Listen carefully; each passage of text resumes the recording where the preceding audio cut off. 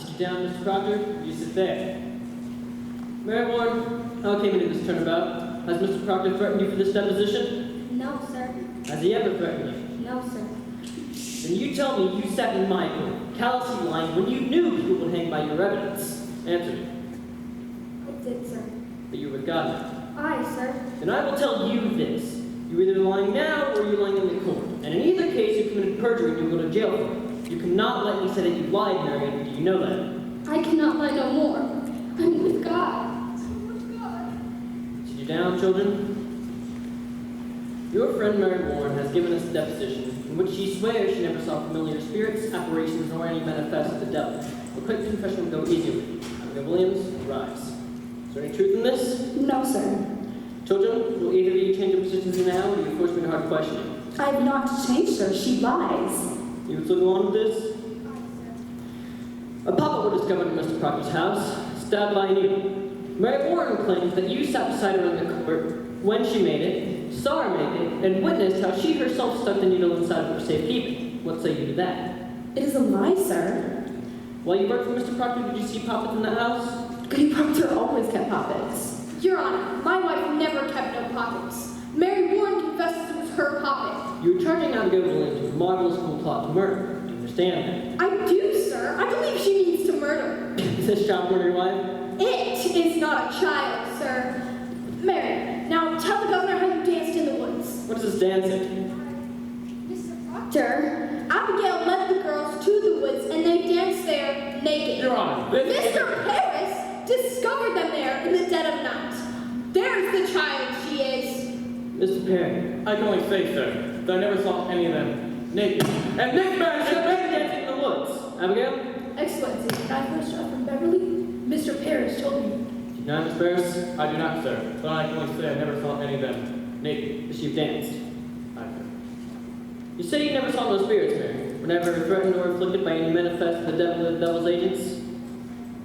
And yet, when people accused of witchery confronted you in court, you would faint, saying the spirits come out of their bodies and choke you. And can you pretend to faint now? Why not? Now there are no spirits attacking you, for none of this room is accused of witchcraft. So let yourself circle enough to pretend you are attacked now. Let you faint! Faint! I prove to us that you pretended in the court so many times. I cannot faint now, sir. Can you not pretend it? Your Excellency, this is a trick to blind the court. It is not a trick. I used to faint because I thought I saw spirits.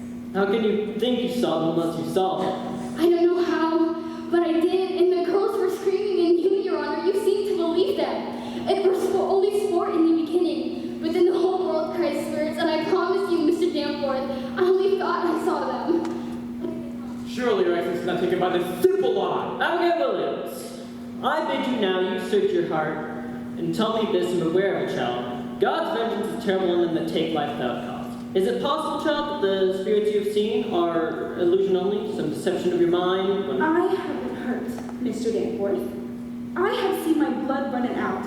I have been near to murdered every day doing my duty pointing out the devil's people. And this is my reward to be mistrusted, denied, questioned like a... Child, I'm not distrust. Let you beware of it, Mr. Danforth. Think you to be so mighty that the power of... Beware of it.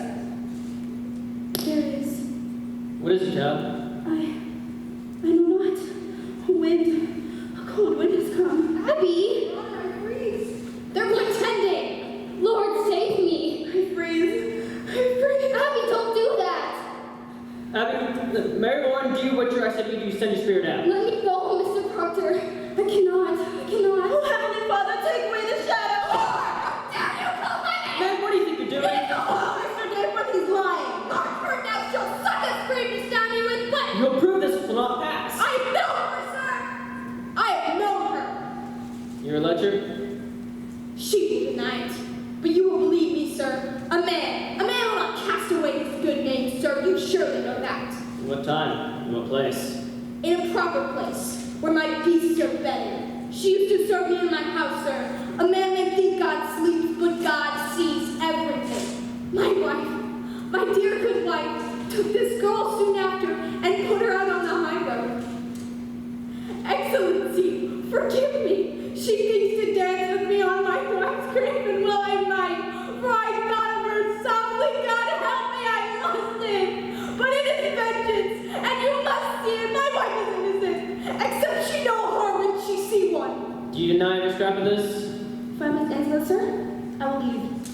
knocked back again. She does not deny it, Mr. Danforth. She does not deny it. You will remain where you are.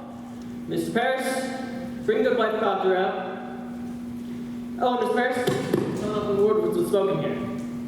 Your wife, you said, is an honest woman? In her life, sir, she hath never lied. There are them that cannot sing, and them that cannot weep. My wife cannot lie. Good then. Hold. No one in this room is to speak a word or raise a gesture. Enter. Come here, woman. You're to look at my eyes only, not at your husband. My eyes only. Good, sir. We are given to understand that at one time you dismissed your servant, Abigail Williams. That is true, sir. For what cause did you dismiss her? You look at my eyes only, not at your husband. My eyes only. Why did you dismiss Abigail Williams? She dissatisfied me. And my husband. In what way dissatisfied you? She would. Look at me! Was she slovenly, lazy, what disturbance did she cause? Your Honor, in that time I was sick. And my husband's a good and righteous man. He's never done past someone, nor wasted his time. But in my sickness, you see, sir, I was sick after my last meeting. And I thought I saw my husband somewhat turning from me.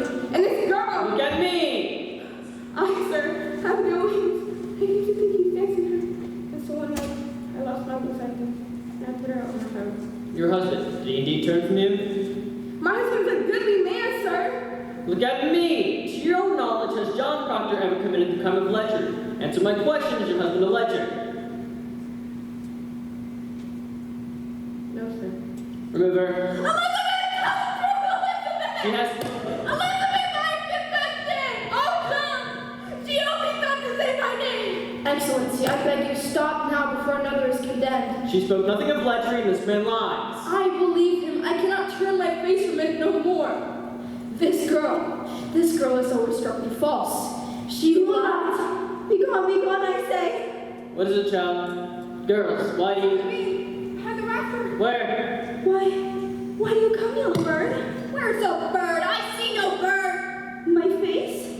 My face, but you cannot turn my face. God made my face envy as a deadly sin, Mary. Abby! Oh, Mary, this is a black earth to change your shape. I cannot fill my mouth. It's God's work I do. Abby, I'm here. Why does she see this vision? She sees nothing. She sees nothing. Abby, you listen. Abby, you mustn't. I'm here. I'm here.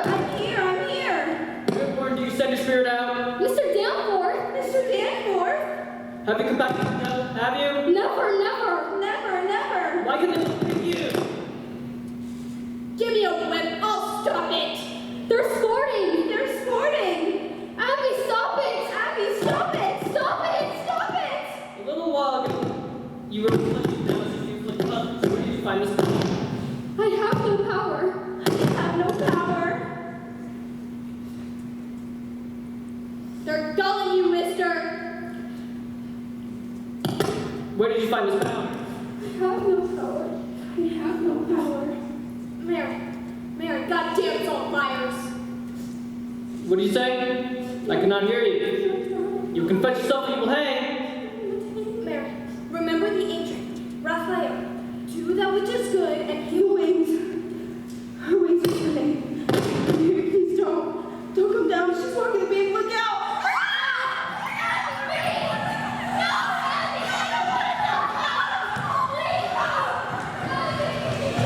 Mary, tell the governor, don't touch me.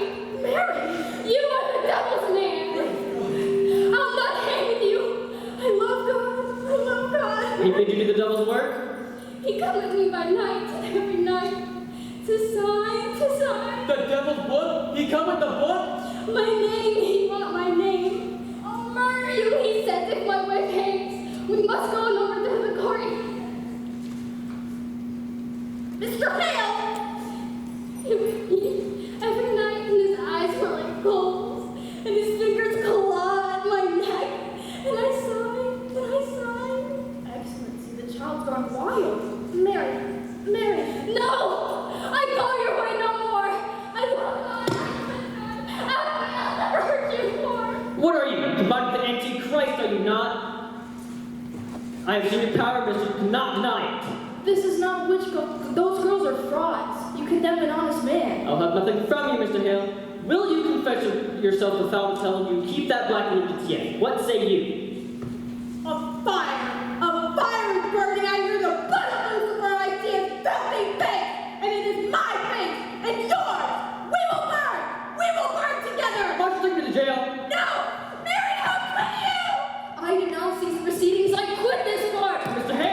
Mr. Hale!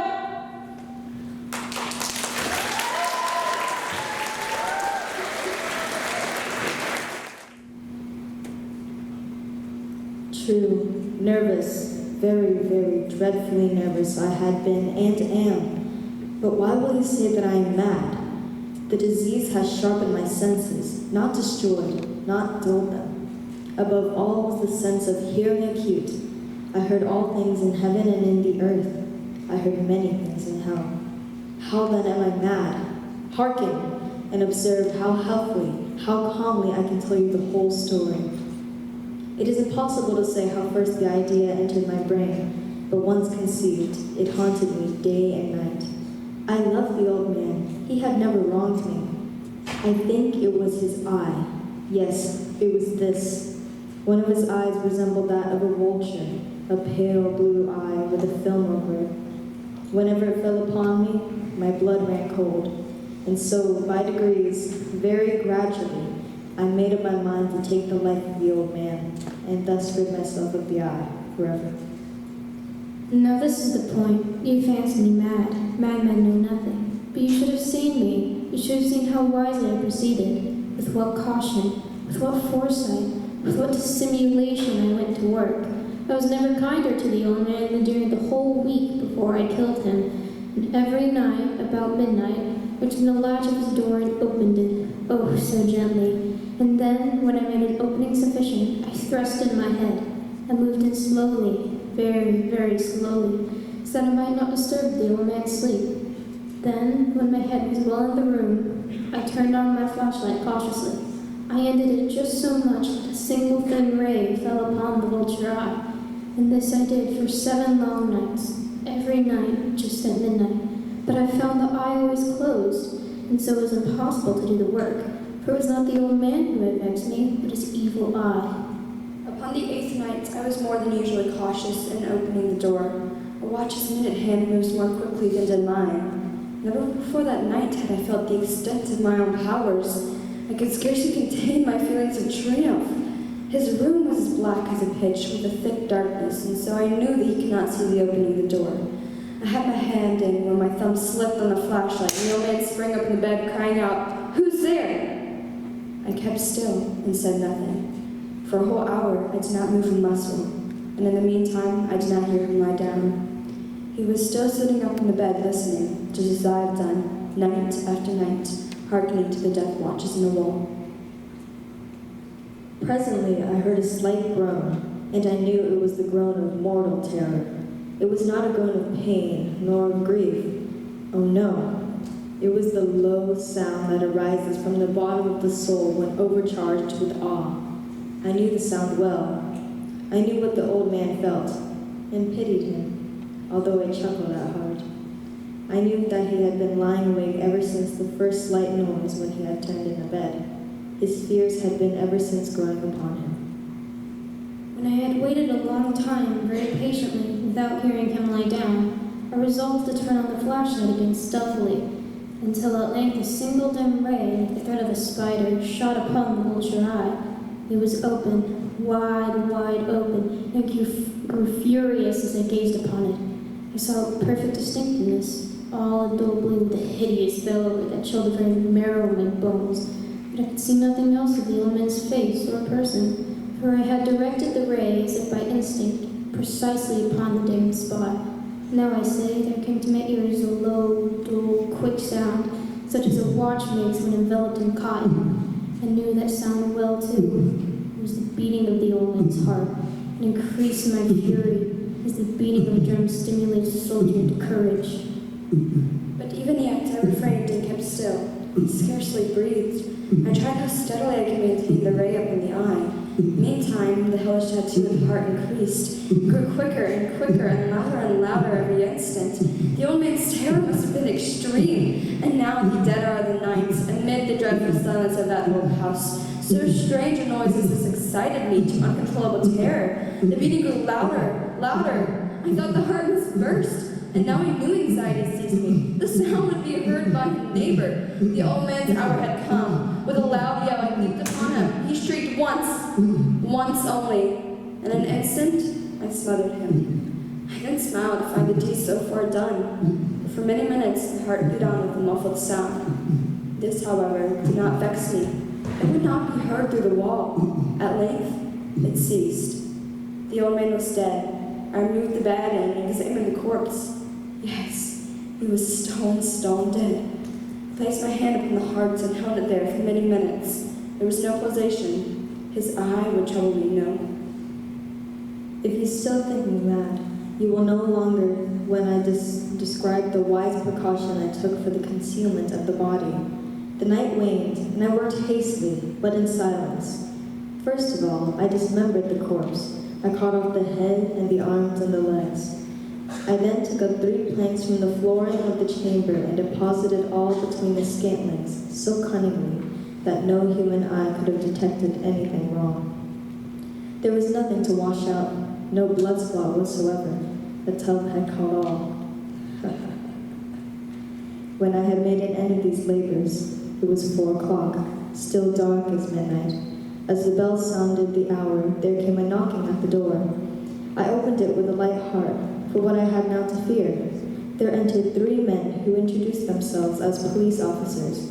A shriek had been heard by a neighbor during the night. Suspicion of foul play had been aroused. Information had been lodged at the police office, and the officers had been called to search the premises. I smiled, for what had I to fear? I bade the gentleman welcome. The shriek, I said, was my own in a dream. The old man I had mentioned was absent in the country. I took my visitors all over the house. I bade them search well. I led them at length to his chamber. I showed them his treasures, secure and disturbed. In the enthusiasm of my confidence, I brought chairs into the room and desired them here to rest from their fatigues, while I myself, in the wild audacity of my perfect triumph, placed my own seat upon the very spot which reposed the corpse of the victim. The officers were satisfied. My manner had convinced them. They sat, and while I answered cheerily, they chatted of familiar things. But ere long I felt myself getting pale and wished them gone. My head ached, and I fancied a ringing in my ears. But still they sat and still chatted. The ringing became more distinct. It continued and became more distinct.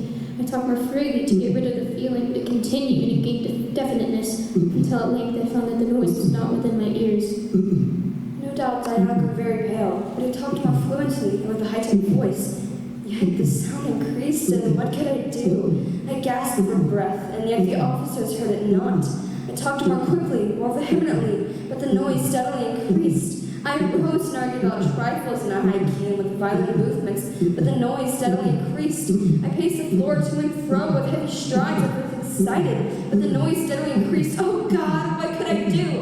I foamed, I raved, I swore. I swung the chair on which I had been sitting, and it grated upon the boards. But the noise arose above all and continually increased. It grew louder, and still the men chatted pleasantly and smiled. Was it possible they heard it not? Oh my God! No, they heard. They suspected. They knew. They were making a mockery of my horror. But anything was better than this agony. I could bear those critical smiles no longer. I thought I must scream or die. And now, again, hark louder